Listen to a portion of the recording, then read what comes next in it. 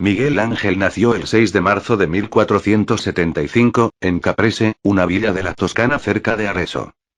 Fue el segundo de 5 hijos varones de Ludovico di Leonardo Buonarroti di Simone y de Francesca di Neri del Miniato di Siena. Su madre murió en 1481, cuando Miguel Ángel contaba con 6 años.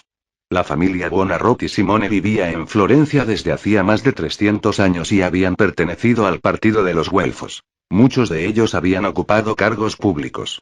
La decadencia económica empezó con el abuelo del artista, y su padre, que había fracasado en el intento de mantener la posición social de la familia, vivía de trabajos gubernamentales ocasionales. Desde muy joven manifestó sus dotes artísticas para la escultura, disciplina en la cual empezó a sobresalir. En abril de 1488, con 12 años de edad y gracias al consejo de Francesco Granacci, otro joven que se dedicaba a la pintura, entró en el taller de los famosos Ghirlandaio, Domenico y Davide. Su familia y los Ghirlandaio formalizaron un contrato de estudios durante 3 años. Allí permaneció como aprendiz durante un año, pasado el cual, bajo la tutela de Bertoldo di Giovanni, empezó a frecuentar el jardín de San Marcos de los Médicis, donde estudió las esculturas antiguas que había allí reunidas. Sus primeras obras artísticas despertaron la admiración de Lorenzo el Magnífico, que lo acogió en su palacio de la Vía Longa, donde Miguel Ángel se habría de encontrar con Angelo Poliziano y otros humanistas del círculo de los Médicis, como Giovanni Pico della Mirandola y Marsilio Ficino. Tras la muerte de Lorenzo el Magnífico, en 1492, Miguel Ángel huyó de Florencia y pasó por Venecia, instalándose después en Bolonia. Allí esculpió diversas obras bajo la influencia de la labor de Jacopo della Quercia. Pero en el año 1496 decidió partir hacia Roma, ciudad que había de verle triunfar. Allí inició una década de gran intensidad artística, después de la cual, con 30 años, fue acreditado como un artista de primera línea. Después del Bacchus del Bargello, 1496, esculpió la Pietà del Vaticano a los 23 años, y posteriormente realizó el Tondo Pitti. De la misma época es el cartón de la Batalla de Cascina, actualmente perdido, pintado para la señoría de Florencia, y el David, obra cumbre de la escultura, de una gran complejidad por la escasa anchura de la pieza de mármol, que fue colocado delante del palacio del Ayuntamiento de Florencia y se convirtió en la expresión de los supremos ideales cívicos del Renacimiento. En marzo de 1505, Julio II le encargó la realización de su monumento fúnebre. Miguel Ángel proyectó un complejo arquitectónico y escultórico monumental en el cual, más que el prestigio del pontífice, se loaba el triunfo de la Iglesia. El escultor, entusiasmado con esta obra, permaneció en Carrara durante 8 meses para ocuparse personalmente de la elección y la dirección de la extracción de los mármoles necesarios. Desgraciadamente, al regresar a Roma, el Papa había dejado a un lado el proyecto del mausoleo, absorbido como estaba con la reforma de Bramante en la Basílica de San Pedro. Miguel Ángel, contrariado, abandonó Roma y se dirigió a Florencia, pero a finales de noviembre de 1506, después de numerosas llamadas del pontífice que, hasta le llegó a amenazar con la excomunión, se reunió con él en Bolonia. En un viaje realizado a Roma en 1532, conoció al joven Tommaso Cavalieri, un patricio de inteligencia poco común y amante de las artes que dejó en el artista una viva impresión.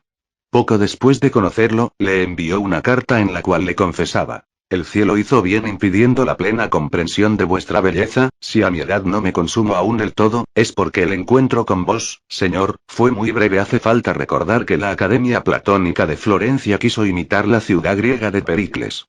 Esta asociación cultural de carácter filosófico, promovía el diálogo intelectual y la amistad entre hombres en un tono idealista, semejante a la relación de Sócrates con sus discípulos en la antigua Grecia. Dentro de este contexto es donde se puede entender la psicología, el gusto y el arte de Miguel Ángel. El artista creía que la belleza del hombre era superior a la de la mujer y, por lo tanto, el amor que sentía por Tommaso era una forma que tenía de rendirse ante la belleza platónica. Vittoria Colonna era descendiente de una familia noble, y una de las mujeres más notables de la Italia renacentista. De joven se casó con Fernando de Ávalos, marqués de Pescara, un hombre poderoso que murió en la batalla de Pavía cuando luchaba en el bando español al servicio de Carlos I. Después de la muerte de su esposo se retiró de la vida cortesana y se dedicó a la práctica religiosa. Se unió al grupo de reformistas erasmistas de Juan de Valdés, Reginald Poli y Berti, que seguían una doctrina que apostaba por una contrarreforma. En Roma, en el año 1536 y en el convento de San Silvestro a Montecavallo, el artista conoció a esta dama y desde el principio hubo una empatía mutua, quizá porque los dos tenían las mismas inquietudes religiosas y ambos eran grandes aficionados a la poesía. Según Ascanio Condivi, Miguel Ángel estaba enamorado de su espíritu divino y, como era un gran admirador de Dante, ella representaba lo que el personaje de Beatriz significaba para el poeta. Esto se desprende de la lectura de los poemas dedicados a Vittoria, así como de los dibujos y los versos que le regaló, todos de temática religiosa. Una piedad, una crucifixión y una sagrada familia. Vittoria murió en el año 1547, hecho que dejó a Miguel Ángel sumido en el dolor más profundo. Tal como él mismo confesó a Ascanio Condivi, no había tenido dolor más profundo en este mundo que haberla dejado partir de esta vida sin haberle besado la frente, ni el rostro, como le besó la mano cuando fue a verla en su lecho de muerte. Durante los últimos 20 años de su vida, Miguel Ángel se dedicó sobre todo a trabajos de arquitectura. Dirigió las obras de la Biblioteca Laurenciana de Florencia y, en Roma, la remodelación de la Plaza del Capitolio, la Capilla Sforza de Santa María Mayor, la finalización del Palacio Farnese y, sobre todo, la finalización de la Basílica de San Pedro del Vaticano. De esta época son las últimas esculturas como la Piedad Palestrina o la Piedad Rondamini, así como numerosos dibujos y poesías de inspiración religiosa. El proyecto de la Basílica Vaticana, en el que trabajó durante los últimos años de su vida, simplifica el proyecto que concibió Bramante, si bien mantiene la estructura con planta de cruz griega y la gran cúpula. Miguel Ángel creaba espacios, funciones que engloban los elementos principales, sobre todo la cúpula, elemento director del conjunto. Murió el año 1564 en Roma, antes de ver acabada su obra, a la edad de 88 años, acompañado por su secretario Daniele da Volterra y por su fiel amigo Tommaso Cavalieri. Había dejado escrito que deseaba ser enterrado en Florencia. Hizo testamento en presencia de su médico Federico Donati, dejando su alma en manos de Dios, su cuerpo a la tierra y sus bienes a los familiares más próximos. Su sobrino Leonardo fue el encargado de cumplir con esta última voluntad del gran artista, y el 10 de marzo de 1564 recibió sepultura en la sacristía de la iglesia de la Santa Croce. El monumento funerario fue diseñado por Giorgio Vasari el año 1570. El 14 de julio se celebró un funeral solemne. Fue Vasari quien describió estos funerales, donde participaron, además de él mismo, Benvenuto Cellini, Bartolomeo Amanati y Bronzino. Entre marzo y abril de 1508, el artista recibió de Julio II el encargo de decorar la bóveda de la Capilla Sixtina. En mayo aceptó y concluyó los frescos 4 años más tarde, tras un solitario y tenaz trabajo. El proyecto del Papa era la representación de los 12 apóstoles, que Miguel Ángel cambió por uno mucho más amplio y complejo. Ideó una grandiosa estructura arquitectónica pintada, inspirada en la forma real de la bóveda. Al tema bíblico general de la bóveda, Miguel Ángel interpuso una interpretación neoplatónica con la representación de 9 escenas del Génesis, cada una rodeada por 4 jóvenes desnudos, ignudi, junto con 12 profetas y las sibilas. Un poco más abajo se encuentran los antepasados de Cristo. Todas estas escenas están diferenciadas magistralmente por medio de la imitación de arquitecturas. Estas imágenes se convirtieron en el símbolo mismo del arte del Renacimiento. Empezó el trabajo el día 10 de mayo de 1508, rechazando la colaboración de pintores expertos en frescos. También hizo quitar los andamios que había colocado Bramante y puso unos nuevos diseñados por él.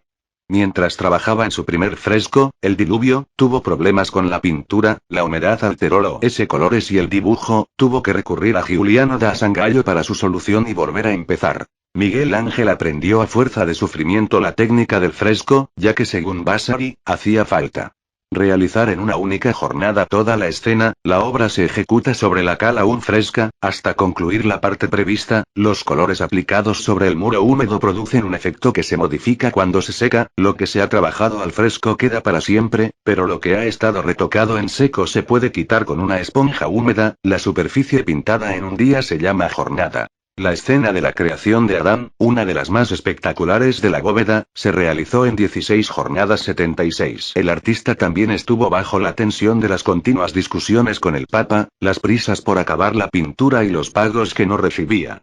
Finalmente, la gran obra de la pintura de la bóveda se presentó públicamente el 31 de octubre de 1512. Por encargo del Papa Clemente VII y más tarde confirmado por Pablo III, Miguel Ángel aceptó pintar en la pared del altar de la Capilla Sixtina el Juicio Final, o Juicio Universal, iniciado en 1536 y finalizado en 1541.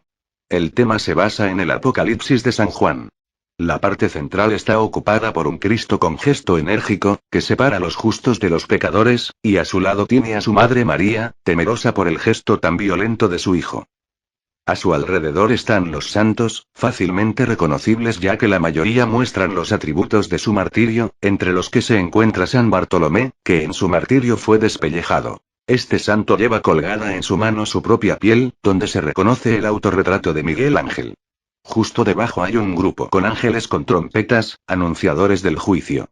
Todas las escenas están rodeadas por una multitud de personajes, unos al lado derecho de Cristo, los que ascienden al cielo, y a la izquierda los condenados que bajan a las tinieblas, algunos de los cuales se encuentran encima de la barca de Caronte, presente en la Divina Comedia de Dante. En los semicírculos de la parte superior del mural aparecen unos ángeles con los símbolos de la pasión de Cristo, en un lado la cruz donde murió y en el otro la columna donde fue flagelado.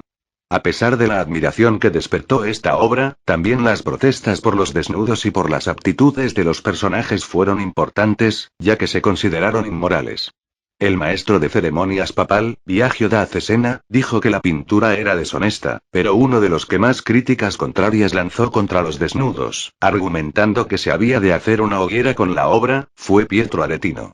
En 1559, se consiguió que Daniele da Volterra, por orden del Papa Pablo V, cubriese las vergüenzas de las figuras desnudas, por lo que sería conocido con el sobrenombre de Il Braguetone. El pintor murió al cabo de 2 años, sin haber podido completar su trabajo. Después de la restauración empezada el año 1980, las pinturas vuelven a lucir tal y como las realizó Miguel Ángel.